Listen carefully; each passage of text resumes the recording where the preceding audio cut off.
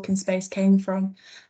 Naomi, our children and young people's lead, and myself were kind of recognizing that there's a lot of energy and questions and maybe uncertainty in how to approach inclusion for children and young people in physical activity, and with that focus on transgender and non-binary students. So we wanted to kind of create this space where we can kind of learn, share best practice, hear from some amazing people doing amazing inclusive things in this area, and just an opportunity to connect as well. And really, please do just put in the chat if you've got any questions that you would like to just share, to put out there. Maybe you don't have the answers, but just to really generate that feeling that no one's kind of alone in this journey towards inclusion, and just kind of support each other, I guess. So we will get started. Our first speaker is Sarah Johnson from Red Hill Academy in Nottinghamshire. And today she's going to be sharing some of the work being done within Red Hill Academy towards inclusion for the trans and non-binary children and young people, with that focus on physical activity. So off to you, Sarah. Thank you. Thanks, Deja. Hi, everyone. It's lovely to be invited to speak today and to share with you some of the work we've been doing. It's not just the work at Red Hill Academy, to be honest. I am the Trust Director for the Red Hill Trust, so work with 10 secondary schools, and this body of work, I guess, came about back in 2021, a PE network, so it was even wider than just our trust schools. And when we were asking what people wanted on the agenda for the next meeting, specifically working with transgender students in PE and school sport was raised as something that lots of the heads of PE that were attending the meeting wanted to discuss and try and improve in their own schools. And it presented a bit of a challenge, really, and we got in touch with Deja and Naomi at the time to see if we could pull together any resources and expertise around this, because I think we were struggling to find where to go for help and support. And we initially were very lucky because we found an area of expertise within our own school at Red Hill. And we're so lucky that Dr. Adam Brett works at our school as a teacher. He's created a podcast called Pride and Progress, if any of you have come across that before, and he's really knowledgeable around this area. So we invited Adam to come and speak to lots of PE colleagues at a network meeting, and that went down so well in helping us to understand how we use correct language, some of the pitfalls that we could be making in PE, some of the big barriers that affect transgender children in our schools. And it was just an incredible session, so much so that the heads of PE asked if he would replicate it again to all of the PE departments across our trust. So he did an online meeting, and all the PE departments got together in their own schools and were able to ask him direct questions and really consider how they were supporting and including transgender students in their school. So that's really where we started. And I've got to say, it's not been a fast journey to improving things, but I think things are improving. If I just give you some examples of the kind of things that I think have made a difference, certainly at Red Hill Academy, I think the communication between colleagues around transgender students was flawed. So the heads of house were getting information about transgender students, probably the form tutor, but then class teachers not necessarily. And us, from a PE perspective, we weren't getting that information unless they were in our forms or in our houses. So we really didn't have this sense of which children needed our support and may need some help with barriers they were facing. So that communication system has definitely improved now, which was a really simple thing to do. So we're really happy about that, and we feel like the right people have got the right information to support young people. Obviously in PE and school sport, kit issues are sometimes raised as a problem. So certainly at Red Hill, we're looking to go to a gender neutral PE kit moving forward. That obviously takes a bit of time because suppliers have stock in and we have commitments with them, but from September we should all be wearing the same PE t-shirts and jumpers, and we're hoping that makes a difference to our transgender students. In terms of biggest barriers, I think all of the heads of PE agreed that it's around changing, which is no surprise, but also school sports competitions and doing the right thing for the young person. And we've worked closely with organisations running competitions to try and make sure that our transgender students have got full access to those competitions. We at Reddell also went along, one of our PE members of staff went along to our Pride group at Reddell. We're so fortunate that we've got a Pride group at Reddell, and did a round the table interview with some of the Pride group, specifically around barriers that they were finding in PE and school sport. And that was so interesting to do and to review that data. And actually moving on from that, that's going to become quite a big project and focus for us over the next 6 to 12 months. We're doing a co-creation project with the Pride group to try and identify specific barriers for specific groups of children in PE and school sport. And then with the young people, it very much being student-centred, allowing them to create something that helps remove these barriers in PE and school sport. We're at the very start of that big project now, but we're really excited that that could help us take the next step. Other things that we're doing, and this is not always possible, but we're really lucky at the moment that we're at the stage at Reddell where we need new changing rooms.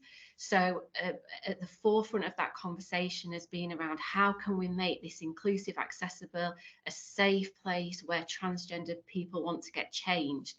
So that's been a fantastic conversation to have and to really think about. And again, we want the children involved in that creation and developing that area for them. So yeah, they're the main things that we've been working on. It's now a standard agenda item on our meetings across the trust and at PE Networks. So it's high on our agenda, and we are trying to share areas of expertise. So we work obviously closely with Adam and Brett because of the link with him being at Reddell, which is an incredible resource. But also like me being able to direct our heads of PE to this meeting today. So very much about trying to connect people with organisations that can help us find a way through this and make sure that those young people feel completely included and safe and happy in school PE. Is that okay, Deja? That's amazing. Thank you so much, Sarah. I think the really kind of powerful thing about the work that you're doing is that platforming of the voices of the young people and students, it being really student-led, and instead of kind of transposing and putting on, okay, this is how we're going to do things, it's really being receptive to kind of the need and wants from those young people. Brilliant, thank you. Were there any questions at all that anyone wanted to share before we move on? Of course, if there's anything that kind of comes up afterwards, we can forward them on to Sarah and the other speakers. We do have one comment from Brett at Sutton Academy around liaising with Sarah. So we'll let you take that, Sarah, if that's all right. Oh, no, Sarah already. There you go. You don't need to. Thanks. Brilliant. And then kind of linking in with what Sarah said towards the end, this is a brilliant opportunity to connect in and after the fact kind of follow up and continue the conversation. Appreciate this is a huge topic to cover in an hour. So really kind of encourage and welcome people to network and connect throughout this. And so now we're going to kind of move on to Sassy and Jay from Bedfordshire CAMS. I attended a session that they hosted a few weeks ago online, and it was just really incredible just to kind of that breakdown in terminology, what inclusive practice really looks and feels like. And also Jay's got some really valuable accounts on their experiences in PE as a young person, and kind of I think that really does just hone in the importance of kind of dedicated inclusive practice. So I'll hand over to you, Sassy and Jay. Thank you very much. Yeah, hi everyone. We work at CAMS in Bedford and Luton in East London Foundation Trust, and we're doing a lot of work around gender identity and making mental health services accessible, but also within the community we're doing a lot of work with schools, a lot of training. So yeah, we did a presentation. We've done a few now to PE and sports staff. Ideally was going to start in the county, but we've had people come from all over, which has been great, which is where this has come from. So yeah, Sassy, do you wanna go? Yeah, so we're just going to run you through kind of a brief version of some of the things that we cover in our session. One of which we find really important is starting a session off with a list of terminology, because I think a lot of people presume that everyone knows all of these words and acronyms and things. So transgender is anyone that has changed from their gender assigned at birth, so what they were born as. Gender fluid and non-binary kind of come together. Gender fluid is classed under the non-binary umbrella. It's basically anyone that doesn't identify with the male to female kind of binary system. So non-binary people can find themselves anywhere under the umbrella. I like to say it as a scale. I don't know if you can see my hand. So male here, female here. Non-binary people can kind of find themselves somewhere here. Whereas gender fluid people see male here, female here, and can fluctuate. And there comes the fluid part. So they can kind of change how they're presenting or what pronouns they use, kind of based on how they're feeling. That can change in a day, that can change in a month. It can be kind of, it is down to kind of how that person is feeling. Trans male is someone who has changed from female to male, and trans female is just the other way around. Cisgender, or cis, is a term you'll probably hear quite a lot. That's basically anyone that isn't trans. It's probably the easiest way to explain that. Social transition, this is when someone will kind of change how they're presenting. So that can be through haircuts, that can be through new clothes. It's just a way of a trans person feeling secure in their gender identity and kind of making their outside fit their inside. Misgendering is when someone perceives you as the gender you aren't. So this can be using the wrong pronouns or addressing you in gendered terms that don't fit your gender identity. Birth name, or dead name, as you might hear it. Some people like to use dead name, some people use birth name. It's basically someone's old name, so the name they were given when they were born. A lot of trans people do change that when they transition. And binding is something that's really important when it comes to sport and PE, because it then is a safety risk. So binding is the compression of the chest. So anyone who is assigned female at birth can bind, and it's basically, we say there are safe ways of binding. No way of binding is 100% safe, but to do it properly, you can kind of have these like vests that have a compression panel at the front, and all that does is it compresses the chest to kind of give a flatter look. There are other ways that people do it, such as kind of layering sports bras or tape. Those aren't safe and should be discouraged at all times. Jay, do you want to? Yeah, so binding is, something that a lot of young people do. Well, not just young people, but a lot of trans people do. And obviously compressing the chest can impact your ribs and your breathing. So in sport, it's really important that you just keep an eye on those young people to make sure they aren't overdoing it and things like that. When I used to bind in PE, I would sometimes take breaks and things if I needed to. So just things like that are quite easily managed. It shouldn't be a thing that you just go, you're not allowed to bind in PE, because that's not seen as an option. So then at this point we kind of go on to some myths normally. So we've picked a couple out, things that you shouldn't say and why they're not true. So the myth of you're too young and it's just a phase are two that you hear quite a lot with young people. Everyone's perception of gender starts at about 5 years old, and that's the same for trans people and cisgender people. So being too young isn't really isn't a statement as such. I think people can transition at any age, and up to a certain point it is completely reversible. There's no medical interaction, so it's completely harmless pretty much.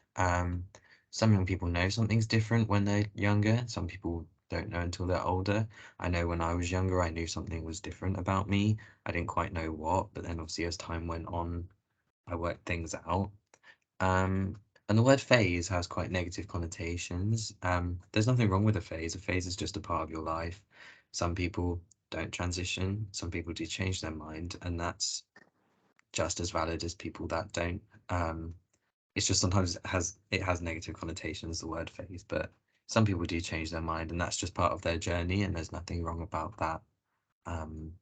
But I suppose it's just, you know, taking someone's word for it at the time and letting them be who they are, and giving that space to say if they do change their mind. Another misconception that we do hear quite a bit is that you need to medically transition. We find a lot of people's kind of idea of a valid trans person is someone who has been through medical transition. That's simply not true and very harmful. So there is no right or wrong way to be trans. Some people do have medical transition, some people don't. It's very expensive, and the waiting lists are horrific, even if you go private, and it can be a very traumatic thing to kind of go through and kind of sit and wait for 3-4 years on a waiting list. And there isn't just one operation. I think a lot of people kind of imagine it as you kind of walk into a doctor's office, they wave a magic wand or something, and you walk out all changed up. And it's really not like that. There are multiple surgeries, and like I said, multiple waiting lists. There's no such thing as not being trans enough. That's something I hear a lot. I'm gender fluid, but I have long hair. I like to wear makeup. My hair's pink. People see pink and go female. Not true. But that is something that you kind of hear quite a lot, and it's like, oh no, you're not valid because you haven't done this, or oh, you're not doing this bit, so you're not. And it's like, it's not a competition. It's kind of like you don't achieve like top trans status if you tick all of this off the checklist. A young person or a person in general is still just as valid in their gender identity, whether they decide to medically transition or socially transition or anything. Yeah, the media doesn't help with this. The media often kind of presents it as a quick and easy process, and as I've kind of touched on before, it really isn't. And kind of that is a big misconception that I think a lot of trans people also struggle with, is because they feel the pressure too. So that could be something that kind of weighs on someone who is trans, is, oh well, I've not done this, or I've not kind of had this, I'm not kind of good enough or trans enough, and yeah, it's a really unhelpful kind of misconception. Yeah. And as well with young people, a lot of young people don't have access to medical treatment at the moment, for various reasons within the NHS, but also there's always been age limits on things. So a lot of the young people that you might be working with probably won't be medically transitioning at the moment, but some might. So both are worth bearing in mind. Yeah, so we've got some statistics now. It's a bit hard when they're not on the screen, but we can send them around. And some of them are quite upsetting, so just a warning, content warning, I suppose.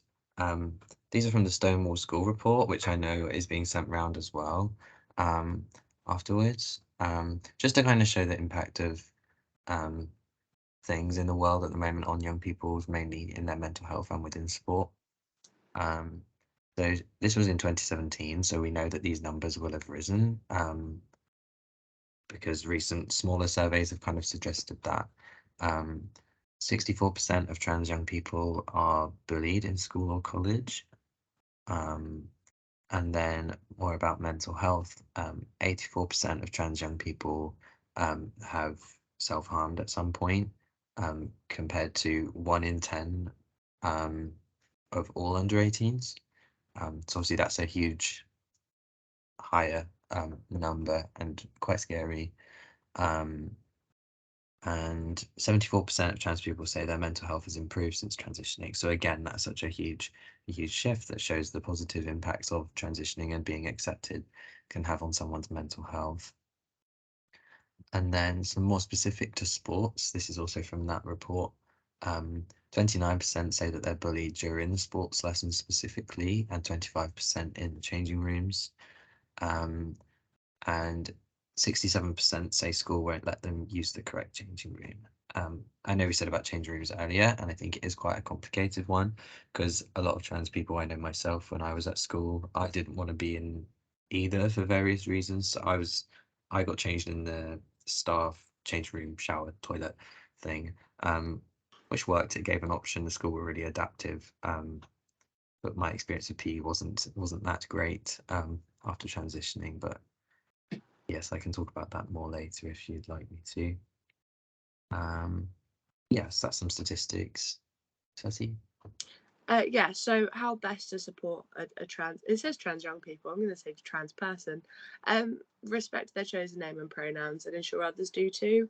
We know mistakes happen. Something I'm always saying in our training is my nan still calls me the dog's name occasionally. It's just a slip of the tongue thing. I don't wholeheartedly believe she thinks I am the dog, but it happens. We're human, kind of things slip minds and things take time to get used to, but it's all about intent. If you can kind of tell that someone is actually trying, or if there's kind of effort there, it does still have an impact, but it's not as bad as if when it's malicious and you can tell that it's malicious. Help them explore who they are. It's a really incredible thing for a young person to want to share their journey with you. This is such a big part in their life. And I mean, I remember kind of the PE teachers and or kind of anyone that supported me when I was kind of younger in that stage of my life, when I kind of was first transitioning and first starting to figure out who I was, because they really helped kind of mold me as a person and guide me. And that's a really like amazing thing that you should be grateful to kind of have the privilege to be able to explore. So doing things like researching other gender identities, like doing your own kind of education off of your own back, shows a real kind of drive to actually support someone. And that kind of, we talk a lot about kind of allyship and active allyship. And there's a difference between just kind of waving the flag and then actually doing some research and being supported and educated. Ensure that you are aware of who knows what. This is kind of more helpful in school settings, but kind of in general, you don't want to risk outing anyone. And you might have had the privilege of that young person telling you before anyone else. And that's a big deal.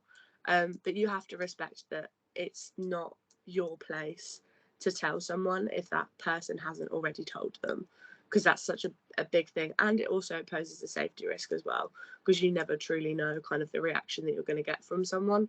So you kind of telling someone that kind of information could potentially be a safeguarding risk for a young person. And that's kind of leading me on to my next point of respecting their confidentiality. So something that comes up in schools quite a lot when we do this training is, well, yeah, I feel like I should tell the parents. Again, it's not your place. And again, it's a massive safeguarding issue, because the reality of being trans is that there are a lot of pushbacks. There are a lot of people that don't get it, that aren't accepting, that can put you in kind of emotional danger, but physical danger also. And you can never 100% guarantee that you're not going to put that young person in that kind of danger if you're telling them, kind of telling details about them without their permission. Cool. So getting near the end of our bits, our scripted bits, I suppose. A bit about what we're doing at CAMS in Bedford and across our East London NHS Foundation Trust for the trans community. So we're doing our gender identity training, both our sports specific one, but also more general to schools and colleges, as well to various teams within our service. And we're encouraging staff to use their pronouns in their email signatures, which I know a lot of people are doing, and having them on our NHS name badges, which is really, really exciting. And again, it's a subtle way to show your support, I suppose, as a school, a service, and an individual. We've got all our referral forms changed and our electronic system, which records everyone's personal data, so clinicians can record young people's pronouns, gender identity, and if their name has changed but not been done legally, that's now an option on our system, which took a long time to get sorted, but we did it, and that's across the whole trust healthcare system. And then sports-wise, we work with a group called Rainbow Bedfordshire, who run LGBT trans inclusive swim sessions twice a month, which are really successful and we're going really well. We have a lot of people coming. So in that, we just relabel all the changing room doors. We hire the pool out quietly. Young people can wear what they want, what they're comfortable in. If that's trousers and a shirt, then that's fine. The pool are really supportive. And we're also working with the University of Bedfordshire at the moment to and be active in Bedford and Luton to develop inclusive sports sessions and also gym access across the county, because those are things that a lot of young people said that they would like to access but can't. You know, I was super sporty as a kid, and then when I transitioned, I couldn't access sport all of a sudden, so I haven't been able to do the things I love for years. So I'm trying to find a way to get back into that as well, which is really, really difficult. But there's a term, a phrase that we've used a lot over time and heard a lot of, you've got to be exclusive to be inclusive. Because at the moment it's, you know, in PE, everyone's got to be included in one space. But in terms of sports groups, sometimes you do need those separate safe spaces because it isn't always safe to be in a mixed environment. So at the moment, in the way the world is, sometimes we need those exclusive spaces as a way of being inclusive. So I think that covers what we're doing in the trust and kind of covers our scripted stuff. But yeah, thank you. Amazing. Thank you both so much. That was incredibly valuable, and there's so much that you just kind of touched on, but particularly referencing that Stonewall report, which will be circulated after today's session, but kind of those mental health statistics, and just it really hones in on that, the importance of that inclusion and creating a welcoming and safe space, and also maybe that awareness that some may not be out yet, and you may not kind of be aware that you're working with those children and young people, and kind of creating that inclusive practice and space before, so it's as opposed to it being reactive. Jay, I was wondering if you're kind of comfortable, would you mind touching on kind of your experiences in PE and kind of what was done for you and what could have the outcomes and what could have maybe have been better? Thank you. Yeah, that's all right. I was in school quite a while ago now. And back then I was the only trans person in the school that was out. You know, I've met people since that weren't out back then. But my PE experience, as I said, I was very sporty as a kid. I came out when I was 13. And that's when I started year 9 at a new school, because we were in the 3-school system. I don't know what happens here, but that was good timing on my part because I started a new school as a new person, I suppose, which was good. But yeah, PE was the thing I was most scared about, and I know that's something a lot of our young people say as well. So yeah, I used to run, I used to play football and do all sorts of things, and then I couldn't, because of the split mainly in gendered sports. I didn't feel comfortable in the boys team because everyone was strong. I wasn't medically transitioning. I was scared of other guys in a lot of sporting experiences anyway. But then obviously I didn't want to go in the girls group. So luckily there was a girls group, a boys group, and a mixed group, but they were separated in a way of the gendered sports were the people that were good at sport and that cared about it, and then the mixed group was the kids that didn't want to do PE and were just put in a gym altogether. So I didn't want to be in that because I liked sport, but then I didn't want to be in the split. So luckily I had that option.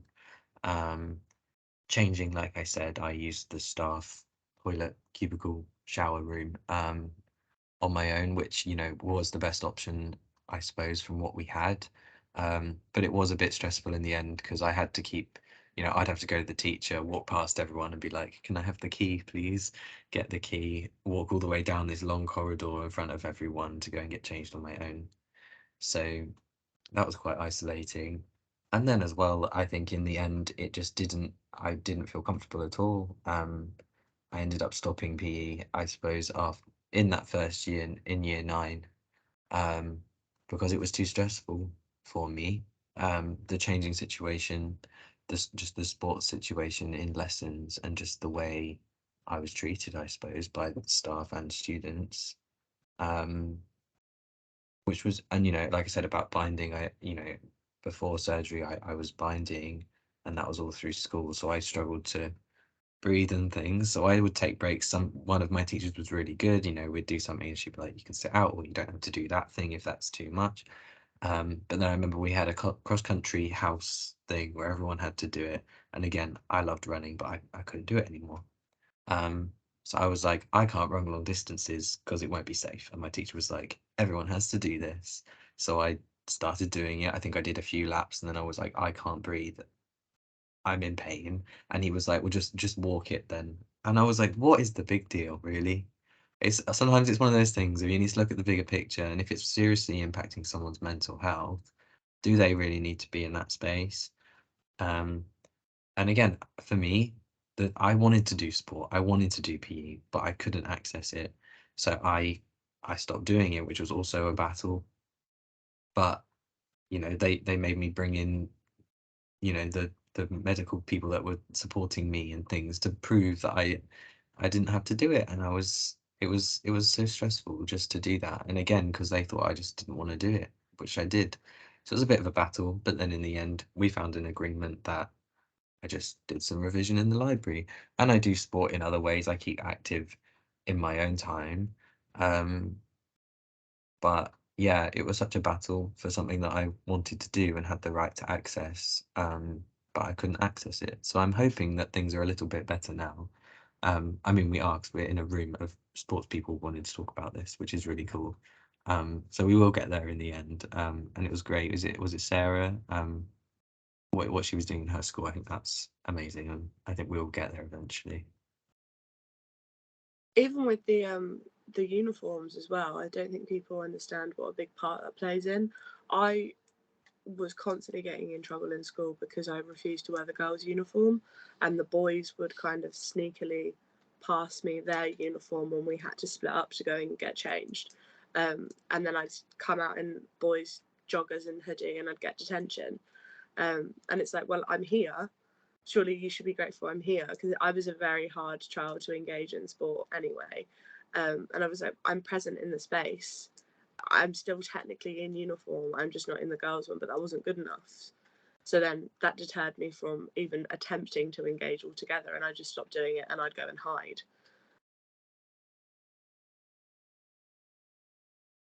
Thank you both so much for kind of sharing your experiences. And again, it does just really hone in how the importance of it kind of being student co-produced, really listening to that young person's voice, and not just kind of once, which was kind of the impression from your experience, Jay, but actually the longevity, kind of making adjustments and then getting that feedback. Is it working? Can adjustments be made further?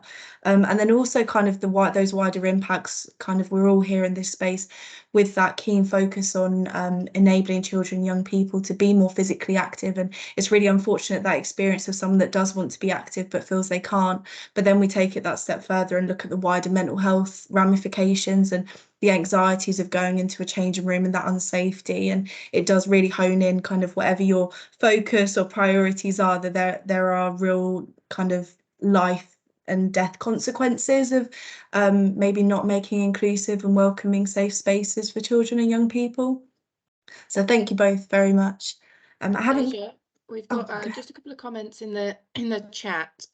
Mandy has asked whether we have any stats on trans community who are also deaf and have even more hurdles to cross, as well as other disabilities. I don't know whether that will be in the Stonewall report, or whether anybody else has got any stats on that they can share. I think it might be in the school report. I think there's something in there. If not, we do a lot of work with Access Bedford, who we're doing a lot of work around the LGBT community and people with disabilities. So I can try and find something. I don't know if we'll have stats, but I know we're doing a big project on it because there are a lot of people. So yeah, I'm happy to look into that. Brilliant, thank you. And there was also, I think, something in there around the terminology, and I think Saskia, you've offered to put something together that we can circulate after on that, which would be brilliant.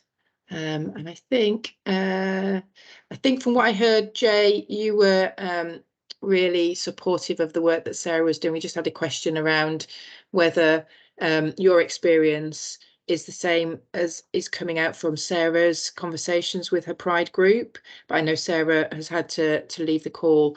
But from what you were saying, it kind of felt like you were very supportive of her approach. So unfortunately, I don't think we can answer that one, Margaret, with Sarah not being on the call. But I know she's at the very start of that process. So I'm not sure how many conversations have been had yet. And I think that's about it from that. Thank you, Deja. Sorry. No worries. Thanks so much, Naomi, and thanks everyone for kind of your comments and questions. I really appreciate it. And we're going to kind of move on to our final speaker, the amazing Holly from Circus Strong. So Holly is going to kind of talk about some of the things that are happening locally within the community, within Derbyshire, towards that inclusive approach for transgender and non-binary children and young people, and then also adults. So go ahead, Holly. Thank you.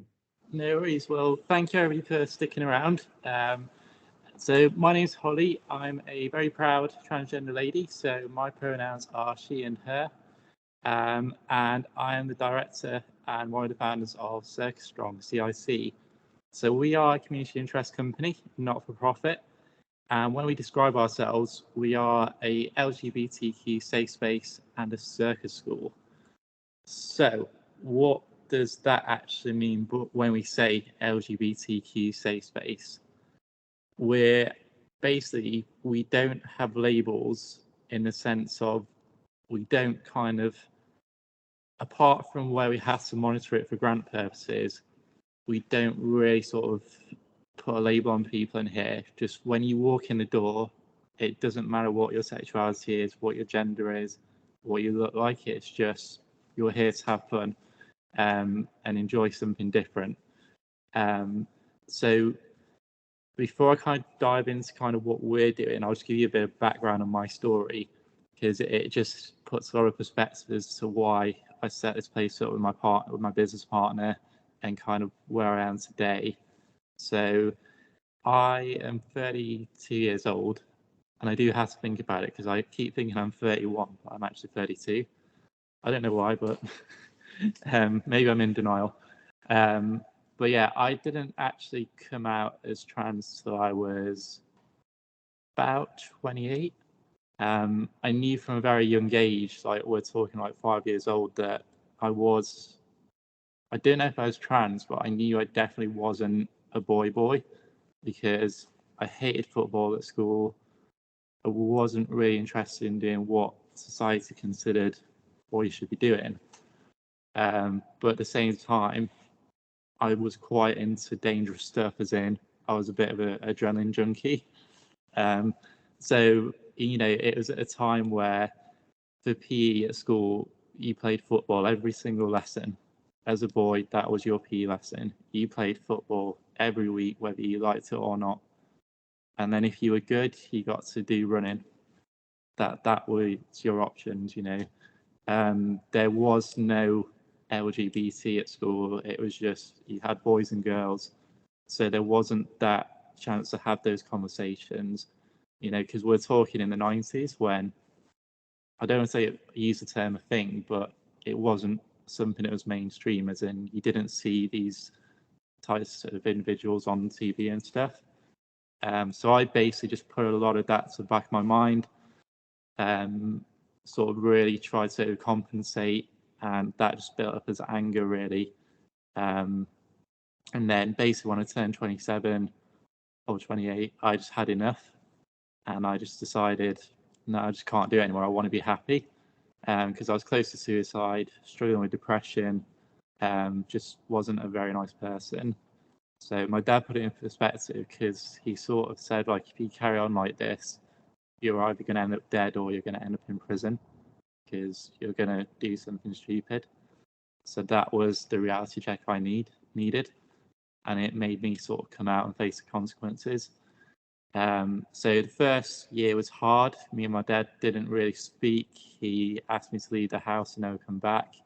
But my mum she was like, yeah, I figured it out. And was very supportive. And, you know, for me and my dad, it took that year of just getting to know each other again. And now I have a great relationship with my dad. You know, after a year, it's settled down. I can just be myself around my dad now, because he is born in 52, so he's on the old scale, I'd say. So obviously, you know, he was the sort of generation when this, even being gay, was like illegal, and people went to prison and stuff. So it was very, very hard for him to kind of handle that. But we did, and we got there. So basically, just when I came out, I decided I was going to do something for me, and I came into the world of aerial circus and pole. So when we say aerial circus, we're talking about like trapeze and all the stuff they do in the air.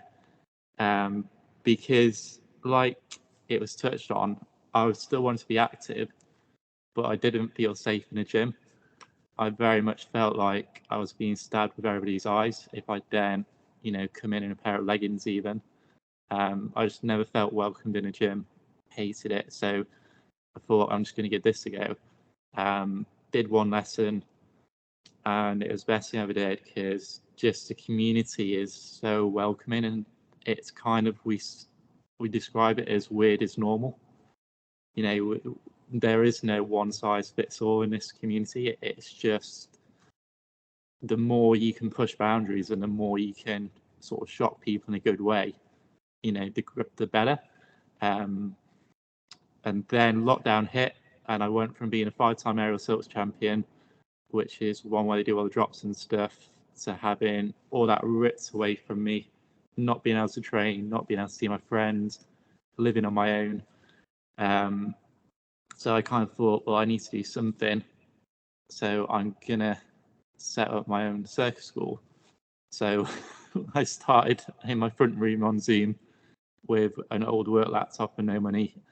But one of the things when I was designing Circus Strong, together with my business partner who started it with me, is we were very keen to make it LGBT inclusive. You know, it had to be that safe environment for LGBT people. And we didn't want to make it exclusive in the sense of, you know, you have to be LGBT to use this. But we just wanted to make it really clear that we are very welcoming. You know, to us, that's fine. So the way we did that was on our website and on any sort of our Facebook stuff, we really sort of stated, you know, it doesn't matter if you're suffering mental health or you're LGBT, you are welcome here.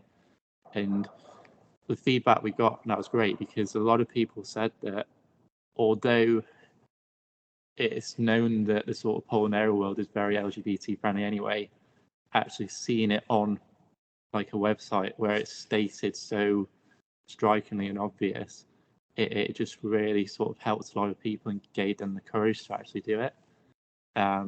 So yeah, we with all our sort of social media and just general advertising, we still to this day make an absolutely huge point about it.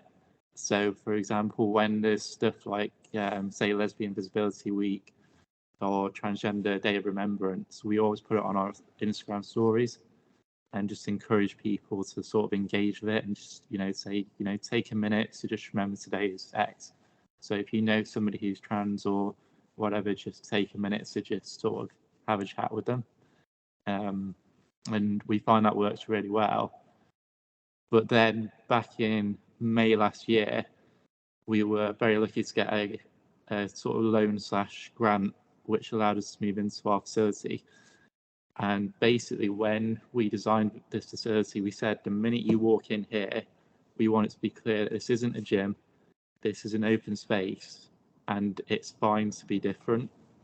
Like, different is good. So we've got the transgender flag, we've got the normal pride flag, and we've got the progress flags dotted about. So the second you come in, you see that straight away. And a lot of people say they really appreciate that. But in terms of our activities, so we teach adults and we teach kids. So my business partner, Talia, she teaches more of the youth. I teach more of the adults, mostly because I don't have as much patience as her. And I'm also the more brutal one out of the two of us when it comes to training. So we do a couple of things. So every Sunday we have something called the Transgender and Non-Binary Support Hour, which was funded by the National Lottery Awards for All. And that is basically there to give a clear statement to the Derbyshire Dales community where there isn't a lot of stuff going on for LGBT people, that you've got this hour where it's just for you. So if you want to come and have a chat with us, you can come and have a chat with us. Or if you want to come and try some aerial, you can come and try some aerial. Because obviously, because it's funded by the National Lottery, it's completely free. So we found that people will come into that, and just having that exclusive hour just for them then gave them the courage to say join a group class where it's, there's just sort of non-LGBT people as well. So it was sort of like a bit from Saskia, sorry, apologies Saskia, being inclusive.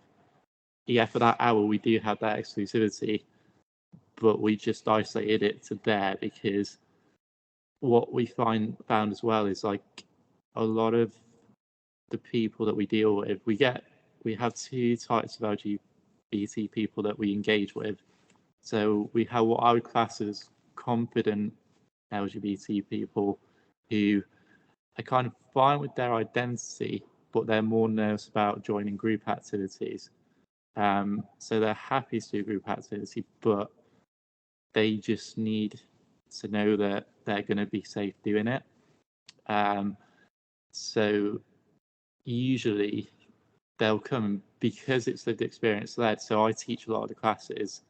Having that other trans person there with them, actually teaching them and engaging with them helps a lot, because some of the feedback that we've been getting over the past year is they don't, like a lot of the people engaged with it is they prefer to be engaging with other people in their community because it's a lot easier to emphasize, and there's that genuine connectivity then, because the chances are they're all going through the same things.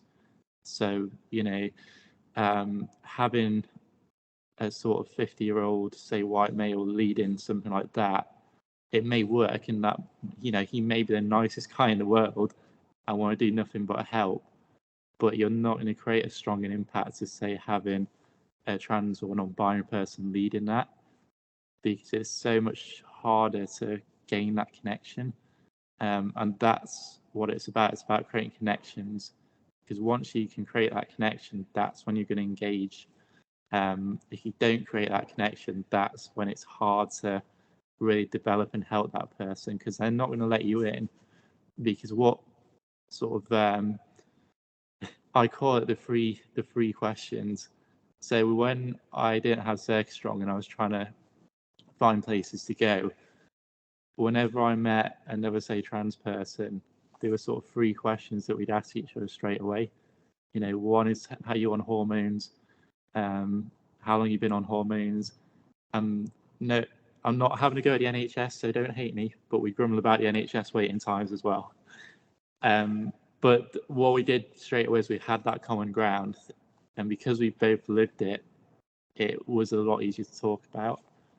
And then the other sort of section of the LGBT community that we engage with are people who aren't out yet, or they've only just come out and they're quite low in confidence.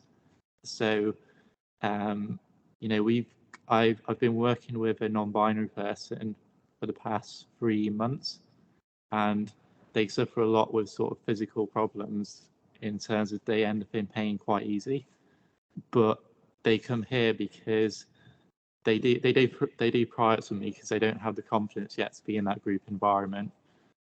But despite the pain, they still want to be here and come here because they feel normal. Like, they don't feel different, whereas at their school, they feel very kind of ostracized, because as well as the fact that they're non-binary, which isn't a problem, they also struggle a lot physically. So when it comes to things like PE, they're that kid that's sort of always got the sick note and stuff. But here, they're willing to push past the pain because they got an environment they feel safe in, and they're actually doing something they enjoy, where they can be creative, because the thing with Ariel as well, it's very creative. You know, you can be whoever you want to be, you can create whatever fantasy you want and try and make that come to life through performance. So it's very engaging. And the other thing as well is it's very it's something you got to continue to work at constantly. It's not something you become great at overnight. So there's always that sort of mental motivation of, well, I'm going to keep working until I get this, or that sort of thing. But with the groups, with our kids groups, so we run a kids class as well, which is on Wednesdays 5 till 6, and then teens on Mondays 4:30 till 5:30. All the way through that, you know, in both those groups from that early age, and our youngest is 5, I think. It's either 5 or 6. They're all tiny to me, so we're straight away instilling that message of, because they're an environment where they're seeing the pride flags, they're an environment where there's other people who are different to them. So, for example, they see me, and the great thing which we've got through feedback with the parents is that has created conversations in the car, and those conversations are inquisitive, and that's a good thing. You know, we want to be allowing those conversations to happen naturally, and you know, the earlier that we can engage with people and sort of say, yeah, you know, it's fine, if you want to be a dolphin, you can be a dolphin, as long as it makes you happy. That's a great thing as well. And for our toilet, we don't have like male or female on it. We just have some sprayed on unicorns and some sprayed on mermaids. So even in our toilets, we don't use the word toilet. It's just the space to go do your business or get changed. So yeah. I mean, those are pretty much the things we're doing. You know, lived experience, trying to empathise. And I think the other thing as well is, it's sort of, again, something that I really resonated with me, was when we're talking about active and non-active allies.